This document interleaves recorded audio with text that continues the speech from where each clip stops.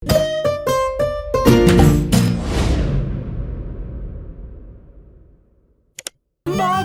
in Pika, dobra sta prijatelja.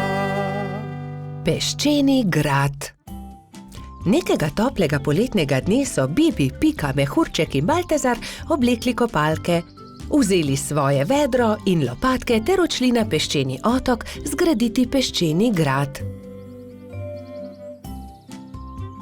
Poglejte, ogromna lubenica, je nenadoma vzkliknil Baltazar.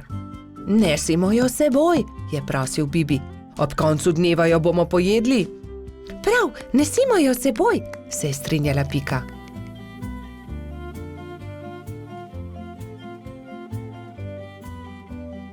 Bibi, Pika, Baltazar in Mehurček so previdno valili pred seboj lubenico. Vendar takoj, ko so prišli do vznožja hriba, se je lubenica začela valiti navzdol. Ujemimo jo, ustavimo jo, je prestrašena kričala Pika. Mehurček je skočil na lubenico in poskušal ustaviti valeče se sadje, vendar mu ni uspelo. Noge so mu zdrsnile in padel je na tla. Lubenica pa se je kar kotalila in kotalila naprej. Vsi so tekli za lubenico, kolikor so jih držale noge, vendar je bila lubenica hitrejša. Ko se je lubenica prikotalila do vznožja hriba, je padla na oster kamen in se razletela. Lubenica se je razletela, je bila žalostna Pika. O, lubenica, je žaloval tudi Baltazar. Pa dajte no, zakaj ste žalostni, raje jo pojejmo, je veselo predlagal mali majski hrošč. Štirje prijatelji so se usedli poleg kosov lubenice in so začeli. Hrustali so, hrustali rdeč sladek sadež, vse dokler niso popolnoma napolnili trebuščke. Pohitimo na peščeni otok, saj ne bo ostalo dovolj časa, da zgradimo grad, je nenadoma vzkliknila Pikapolonica. Počakaj, Pika, tudi jaz grem s teboj, je rekel Baltazar. Tudi jaz, je rekel Mehurček. Ampak jaz ne znam leteti, me boste pustili tukaj, je jokaje vprašal Bibi. Že vem, naredimo male ladice iz lupine lubenice, z njimi bomo hitro prispeli do otoka in tudi Bibi lahko gre z nami, je predlagal Trot. Izbrali so 4 lubeničine lupine, eno Bibi, eno Piki, eno Baltazarju in eno Mehurčku. Drog so naredili iz veje in jadro iz lista drevesa. Ko so končali, so zvlekli ladice v vodo in veter jih je takoj odnesel proti peščeni obali. Hurra, jadramo, je veselo vzkliknil Bibi.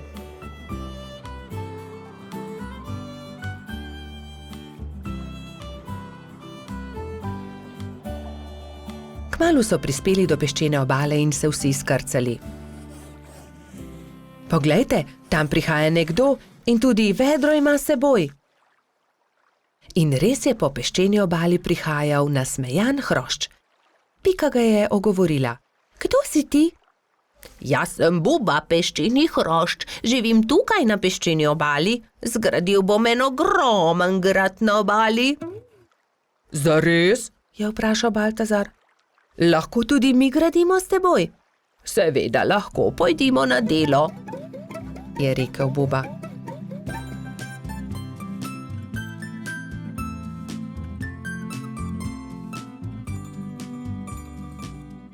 Skupaj so zgradili lep velik peščen grad. Vrtali so tunele, oblikovali stolpe, naredili vrata. Samo še zastava manjka na vrhu, je rekla Pika. Narisala je bubo na list drevesa in ga napičila v vrh gradu. Potem je to moj grad, je navdušeno vzkliknil Buba. Ko se je začelo temniti, so se mali prijatelji poslovili od Bube in odšli proti domu. Lepo spi, kapitan gradu, je veselo vzkliknila Pika. Bobby in Pika, dobra sta prijatelja. Cmoki. Nekega jesenskega dne je pikapolonica Pika skuhala slivove cmoke in povabila prijatelje na kosilo. Prišli so Bobby, Baltazar, Gašper in Rozi. Skupaj so pogrnili mizo in se usedli. Pikapolonica je dala po 3 cmoke na vsak krožnik, Bobby, Pika in Rozi so bili kmalu siti. Slivovi cmoki, obožujem jih, 5 jih lahko pojem, je dejal trod Baltazar. Samo 5, jaz jih lahko 7, je dejal Gašper. 7, dobro, potem jaz 8. Jaz pa 10, je izjavil Rogač. Dobro, tekmujva, je končal prepir Baltazar. Naj vidimo, kateri izmed najih lahko poje več. Piki zadeva ni bila všeč. Poskušala jo je pregovoriti, vendar sta bila fanta nepopustljiva. To se ne bo dobro končalo, ju je opozorila, vendar je Baltazar in Gašper nista poslušala. Doslej sva pojedla 3 cmoke, zdaj naj pride 4, je predlagal Gašper in dal novi cmok na vsak krožnik. Zatem sta vzela novega in pojedla tudi 5. Po 5. sta pojedla 6. Po 6. sta pojedla 7. Po 7. sta pojedla 8.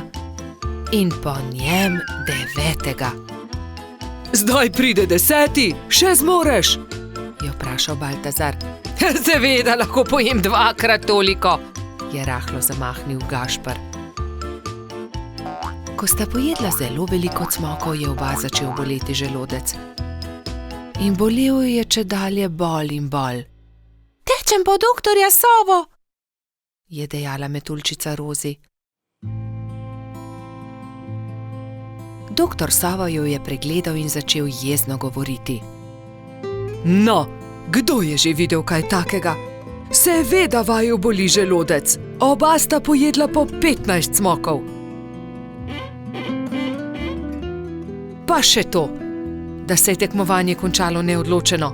3 dni bosta na dieti, ne smeta jesti nič drugega kot le kuhan krompir. Ampak ravno jutri bo prišel v naš gost prodajalec rogljičev, se je oglasil razdvojeni Gašper. Zelo mi je žal, ampak se jim bosta odrekla. Čez 3 dni pridita k meni, da vama bom spet pogledal želodec, je strogo dejal doktor Sova in odšel domov. Naslednji dan je na velik travnik prispel prodajalec dišečih rogljičev. Prebivalci gozda so srečno jedli in izbirali med veliko dobrotami. Cimetovega, prosim, je dejala Pika. Jaz bi kokosovega, se je prerival Bobby. Meni dajte sladkornega, je zopila Rozi. Imeli pa so tudi orehove, makove, celo kakavove. Baltazar in Gašper sta žalostno gledala veseli sejem, a sta ubogala doktorja Sovo. Ko so minili 3 dnevi, sta šla Trot in Rogač k zdravniku. No, poglejmo, je zamrmral doktor Sova in ju temeljito pregledal. V redu, ozdravela sta. Vidim, da sta me ubogala. Ja, seveda, je Gašper pokimal z nosom. Čeprav bi si močno želel jesti rogljiče. Gašper in Baltazar sta se poslovila od doktorja Sove in se odpravila domov, ko je doktor Sova zavpil za njima. Počakajte le minuto, tu je nekaj. Prihranil sem vama 2 rogljiča. Izvolita. No, doktor Sova, tudi ti si šel na travnik? Seveda, kupil sem kolač za svoje sinčke, ta 2 pa sem prihranil za vaju. Lepo sta upoštevala, kar sem vama rekel, zato ne bosta ostala brez dobrot. Hvala, sta srečno dejala Baltazar in Gašper ter objela doktorja Sovo. Bobby in Pika, dobra sta prijatelja. Gašper drsa. Nekega zimskega dne sta se Bibi in Pika sprehajala ob obali jezera. Voda jezera je že globoko poledenela. Pridi, Pika, zadrsajva malo na ledu, je predlagal mali polž. Pikapolonica se je veselo strinjala. Bibi in Pika sta previdno stopila na led. se prijela in drsala sem ter tja, zelo sta uživala. Kmalu sta se navadila drsati. Pika je skočila in daleč zdrsnila po ledu, Bibi pa je drsel za njo. Včasih sta padla in se veliko smejala, nato pa vstala in spet nadaljevala. Prišel je Gašper Hrošč-Rogač. Gašper, poskusi tudi ti, pridi z nama drsati, je vabil prijatelja Bibi. Gašper se je malo bal, vendar je iz radovednosti stopil na led. Je takoj zakričal, saj mu je zdrsnilo in je padel. Bibi in Pika sta takoj pritekla k prijatelju. Pridi, Gašper, ti bova midva pomagala. Bibi in Pika sta prijela Gašperja in previdno drsala po ledu. Zdaj pa te pustiva in poskusi sam, je vzkliknila Pika. Polžek in Pikapolonica sta spustila Gašperja. Bolj počasi, Gašper, je kričala Pika. Gašper se je poskusil ustaviti, vendar so mu noge zdrsnile na ledu in treščil je naravnost v bodičasto grmovje. Na pomoč! Joj, povsod so me zbodle iglice, poškodovali so se moji rogovi. Zelo boli! Pika je že pritekla, da bi pogledala njegove rogove. Ne bodi žalosten, je rekla Pika in obvezala Gašperjeve poškodovane rogove s pikčastim šalom. V tistem hipu je zadrsala iz grmovja prelepa hroščica. Tako lahkotno je drsala po ledu kot brez teže. Wow, kdo pa si ti? Je vprašala Pika. Sem Mija, snežni hrošč. Živjo, Mija, to je Pikapolonica Pika, on je Gašper Hrošč-Rogač, jaz sem pa polž Bibi. Se je vljudno predstavil Bibi. Kako si se naučila drsati tako hitro po ledu? Je vprašal Gašper. S drsalkami, je odgovorila snežna hroščica. To so takšni čeveljčki, s katerimi se lahko drsa na ledu, se morajo pritrditi na škornje. To je ostrina drsalke, to drsi po ledu. Si jih sama naredila? Je iz radovednosti vprašal Bibi. Ja, sama sem jih naredila, res ni težko. Če želite, jih lahko naredim tudi vam. Hurra, hurra! So naenkrat vzkliknili vsi trije. Bibi, Pika, Gašper in Mija so skupaj odšli do gozda. Mija je dobro pregledala veje, ki so ležale po tleh, in končno eno lepo in veliko izbrala. Nato so začeli delati. So žagali, brusili, dolgli, rezali, zvijali. Vsakdo se je lotil svojega dela. Končano je zadovoljno poročala Mija. Na mizi so čakali trije novi pari drsalk. Bibi in Piko je bilo malo strah nadeti drsalne plošče. Seveda pa je najbolj skrbelo Gašperja. Bibi in Pika sta se drže začela drsati po ledu, Mija pa je pomagala Gašperju. Glej, z drsalkami je veliko laže drsati na ledu kot škornji, se je smejal Gašper. Mija je dolgo časa držala roko Gašperju. Kar naenkrat pa jo je spustila in Hrošč-Rogač je sam drsal naprej po ledu. Gašper se je kmalu naučil zavijati, zagnati in seveda tudi ustaviti. Uspelo je, znam drsati, je ob koncu dneva veselo vzklikal Gašper.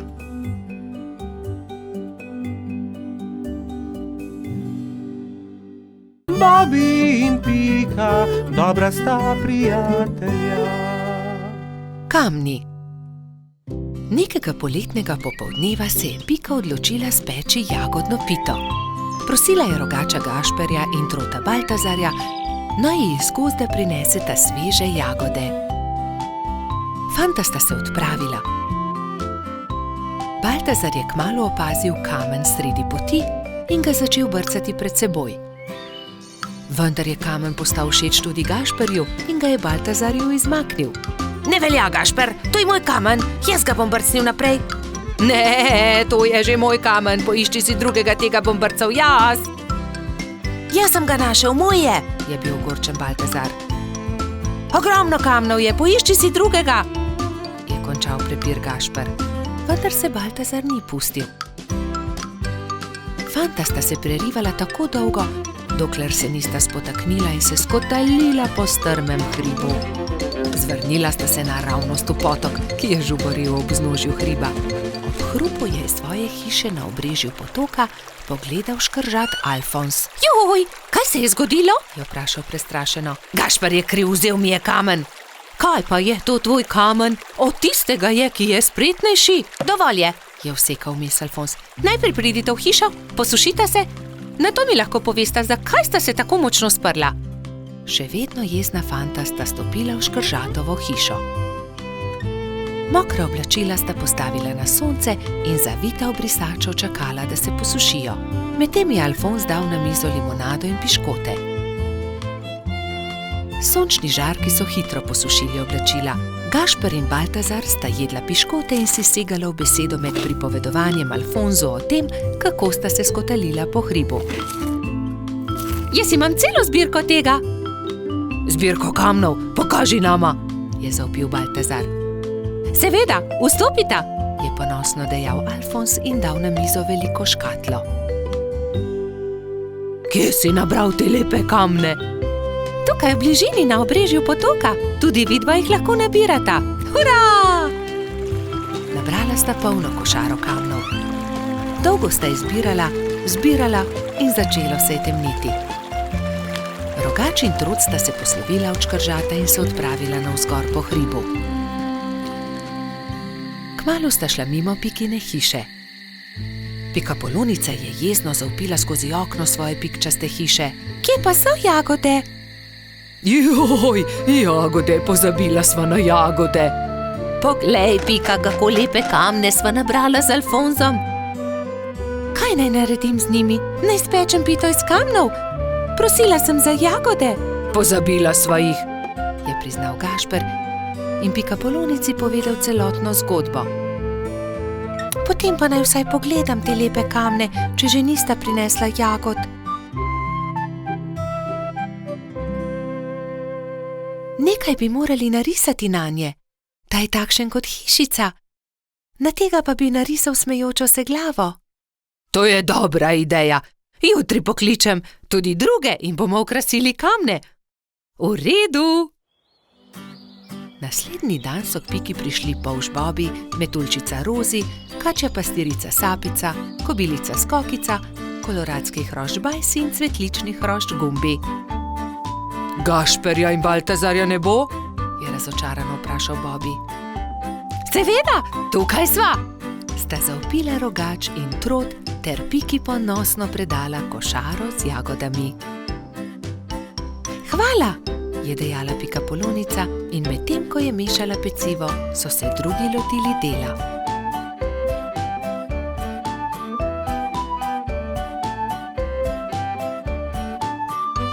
Ko so končali, so povabili Alfonza, naj pogleda razstavo. O, čudovito! Jutri bom prinesel tudi svoje kamne in jih bomo poslikali, je veselo dejal škrat.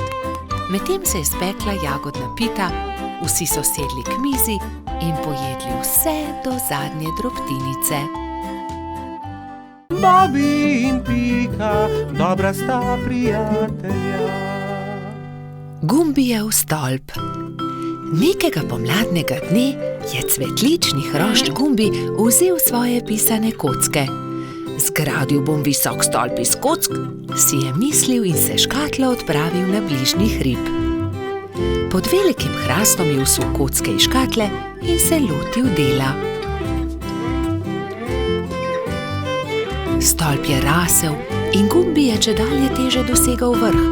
Previdno se je stegoval, vendar mu je roka zdrsnila in stolp se je sesul. Joj me, je zavpil Gumbi.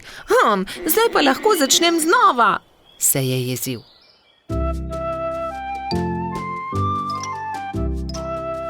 Pa je začel znova. Previdno, pozorno je zlagal pisane kocke drugo na drugo.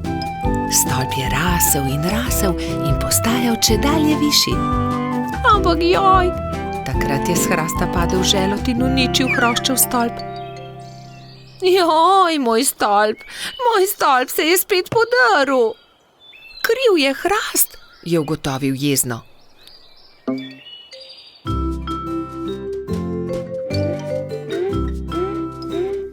Čedalje bolj nestrpno je zlagal pisane kocke, ko so prišli mimo polž Bobi, pikapolonica Pika in rogač Gašper.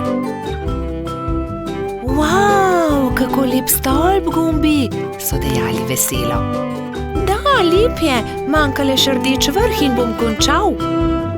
Vendar je takrat začel pihati veter in močan sunek je vitek stolp podrl. Gumbi se je razjezil. Ne, to ne more biti res. Ne bom več začel znova, niti nočem zgraditi stolpa, grem domov. Drugi so tekli za njim in ga tolažili. Počakaj, Gumbi, pomagali ti bomo. Pridi, zgradimo tvoj stolp skupaj. Ne, nočem več. Iz toliko kock niti ni mogoče zgraditi zelo visokega stolpa, je jezno izjavil Gumbi in zaloputnil vrata za seboj. Kako bi lahko pomagali Gumbiju? Se je spraševala Pika. Moramo ga potolažiti, je pribil Bobi. Že vem, je dejal Gašper. Tudi jaz imam kocke.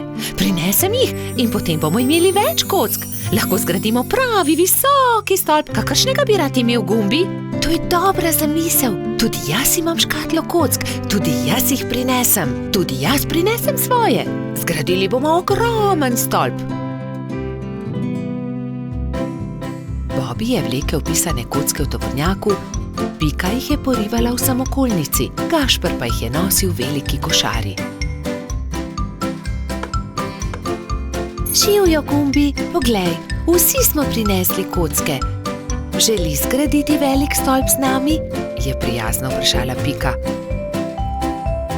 Gradili bi v tvoji hišici, da ga veter ne bo znova podrl, je dodal Bobi. Wow, koliko kock, kakšen stolp bo iz tega, vstopite, je zavpil majhen hrošč in visoko skočil od veselja.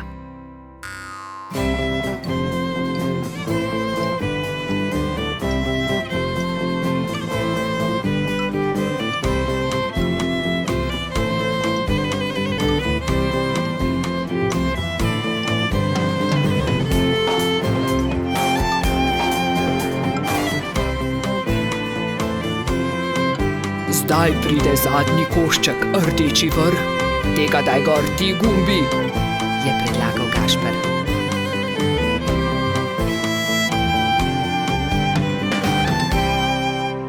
Hura, končanje, so zavpili vsi hkrati.